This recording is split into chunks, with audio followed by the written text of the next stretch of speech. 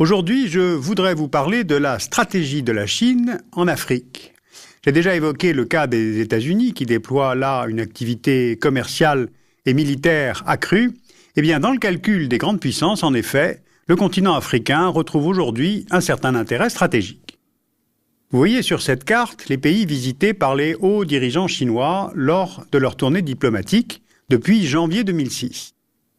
Celle du président Hu Jintao, avec notamment le Soudan, l'Afrique du Sud. Celle du Premier ministre Wen Jiabao, avec notamment l'Égypte, l'Angola, et encore une fois l'Afrique du Sud. Celle du ministre chinois des Affaires étrangères, Li Jiaoxing, avec notamment le Nigeria et le Sénégal. Soit en moins de 2 ans, la moitié des États africains qui ont été visités par les dirigeants chinois. Alors que peut bien signifier une telle frénésie de voyages officiels? D'abord, il y a les échanges commerciaux.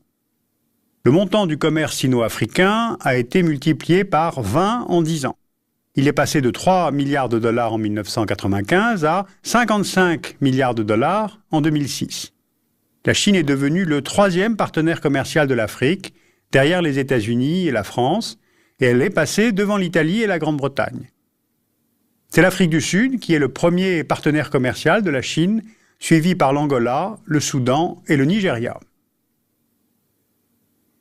La Chine exporte vers l'Afrique des textiles et des vêtements à bas prix, des biens d'équipement, des véhicules de transport et des produits alimentaires comme le riz. En retour, elle importe des matières premières, manganèse, fer, cuivre, chrome, un minerai rare qui s'appelle le coltan, utilisé dans la production de puces de téléphones portables. Elle importe des bois durs pour les meubles et la construction, du coton aussi, 20% des importations chinoises de coton viennent du continent africain, et puis bien sûr du pétrole. Le pétrole représente à lui seul 70% de la valeur des importations chinoises sur le continent. La Chine est aujourd'hui le 3e importateur de pétrole au monde, après les États-Unis et le Japon. Et en 2006, 30% de ces importations venaient d'Afrique, en particulier de l'Angola, qui est devenu le premier fournisseur mondial de brut de la Chine, de Guinée équatoriale, du Soudan et du Congo-Brazzaville. En plus de ces échanges commerciaux, la Chine investit directement dans la production de pétrole, et ce pour augmenter la sécurité de ses approvisionnements énergétiques. Sur cette carte, on voit les pays d'Afrique où les compagnies pétrolières chinoises détiennent des participations. Par exemple, la CN2OC, qui est spécialisée dans l'offshore, a réalisé en 2006 sur le gisement de Akpo Field, au Nigeria, son plus gros investissement jamais réalisé à l'étranger, soit près de 2,5 milliards de dollars.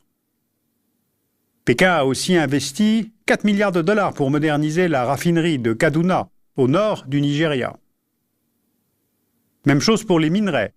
La Chine investit dans l'exploitation de la mine de cuivre de Chambishi, en Zambie. Elle va construire une usine d'aluminium en Égypte. Les entreprises chinoises se développent aussi dans les secteurs des télécommunications, la construction de bâtiments, de routes. La première entreprise chinoise publique de BTP a obtenu de nombreux contrats en Algérie parce que la main-d'œuvre chinoise travaille vite et qu'elle est peu coûteuse. Il y aurait au total environ 100 000 travailleurs chinois sur l'ensemble du continent africain, chiffre qui ne prend pas en compte les quelques 400 000 Chinois installés en Afrique depuis plusieurs générations et qui ont été naturalisés et qui sont donc aujourd'hui africains. Le problème, c'est que cette main-d'œuvre en provenance de Chine, qui est moins chère, entre en fait de plus en plus en concurrence avec la main-d'œuvre africaine elle-même. En résumé, on a donc une véritable vision stratégique chinoise sur ce continent. Et pourtant, l'Afrique ne représente à l'heure actuelle que 3% du total des échanges commerciaux de la Chine, ce qui est bien loin derrière l'Asie orientale, qui représente 40%, ou bien l'Union européenne, 17%, ou les États-Unis, 15% des échanges. Donc, si on veut saisir le pourquoi de l'intérêt de la Chine pour ce continent, il faut aussi se pencher sur d'autres facteurs, notamment les facteurs diplomatiques. Pour Pékin, d'abord être présent en Afrique, cela permet de limiter l'influence des États-Unis, qui, à tort ou à raison, sont perçus comme concurrents dans l'accès aux hydrocarbures africains. Ensuite, la Chine cherche à contrer l'influence du Japon, qui recherche des alliés en Afrique pour appuyer sa candidature comme membre permanent au Conseil de sécurité des Nations Unies. Et puis enfin, la présence chinoise en Afrique cherche aussi à achever l'isolement de Taïwan sur la scène internationale. Alors c'est là une stratégie complexe et qui est à l'œuvre depuis presque 50 ans. Je vous rappelle qu'en 1949, c'est le Kuomintang, pro-occidental, installé à Taïwan, qui représente la Chine aux Nations Unies, et non pas le Parti communiste chinois, qui vient de prendre le pouvoir à Pékin en 1949. Donc les dirigeants communistes, qui sont en quête de reconnaissance internationale, vont chercher à nouer des relations diplomatiques. Ils participent à la conférence de Bandung en 1955, ils soutiennent des mouvements d'indépendance en Afrique, ils apportent une aide financière et technique à certains États. En Afrique australe, par exemple, Pékin construit à partir de 1965 le Tanzam, un chemin de fer reliant Lusaka à Dar es Salaam pour désenclaver la Zambie, nouvellement indépendante. Le but, c'est d'éviter de passer pour les exportations de minerais par la Rhodésie du Sud et l'Afrique du Sud, qui étaient des puissances ségrégationnistes. En 1971, Pékin est finalement admise à l'ONU, à la place de Taïwan, grâce, entre autres, au vote de 26 États africains. Aujourd'hui, Taïwan n'est plus reconnu que par 5 États en Afrique, Sao Tomé, le Burkina Faso, la Gambie, le Malawi, le Swaziland. L'Afrique du Sud a reconnu Pékin en 1998, après la fin du régime d'apartheid, la Centrafrique, la Guinée-Bissau, le Libéria en 2003, le Sénégal en 2005, le Tchad en 2006, et ces revirements d'alliance sont en fait très mal vécus par Taïwan, qui avait beaucoup investi dans ces pays, notamment au Sénégal. Bien, la Chine est donc de plus en plus présente sur le continent et sous diverses formes. Le problème, c'est qu'elle n'a strictement rien à faire des questions de bonne gouvernance. Elle soutient le régime de Mugabe au Zimbabwe, le régime d'Omar el-Béchir au Soudan, parce que ce pays destine près de 75% de ses exportations de pétrole à la Chine. Or, on le sait, le Soudan est ravagé par une guerre civile depuis 2003 qui oppose les populations de l'ouest du pays, au Darfour, aux forces gouvernementales de Khartoum. Le pays a enregistré plus de 300 000 morts, des centaines de milliers de déplacés et de réfugiés, et pourtant, Pékin refuse de faire pression sur Khartoum. Comme membre permanent au Conseil de sécurité de l'ONU, la Chine s'est abstenue en 2005 lors du vote de la résolution 1591 visant à renforcer les sanctions internationales contre le Soudan. Pékin fournit même des armes et des camions militaires, ce qui permet aux dirigeants soudanais de contourner l'embargo imposé par les États-Unis.